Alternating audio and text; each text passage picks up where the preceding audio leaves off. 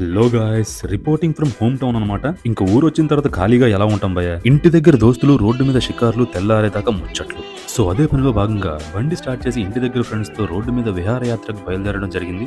ఏదైనా సరే ఈ రోడ్డుకి వైజాగ్ లో ఉన్న జనాలకి ఒక సెపరేట్ బాండింగ్ ఉంటుంది భయ్య. బండి వేసుకుని బీచ్ రోడ్లు ఫ్రెండ్స్ తో చాలా రోజుల తర్వాత చిల్ అయితే ఆ ఫీలింగే వేరుంటది భయ్య. అండ్ ఆఫ్ కోర్స్ లిటరల్లీ మా ఊర్లో మా ఫీలింగ్ ఎలా ఉంటదంటే కొంచెం ఎక్కువైందిరా. మన ఊర్లో మనల్ని ఎవరు రాపేది, నువ్వు కొట్టావు. అదన్నమాట మ్యాటర్. సో చాలాసేపు తిరిగిన తర్వాత ఆగి కొంచెం తినేసి మళ్ళీ బయలుదేరదాం అని చెప్పేసి బీచ్ రోడ్ లోనే ఒక రెస్టారెంట్ దగ్గర ఆగడం జరిగిందనమాట.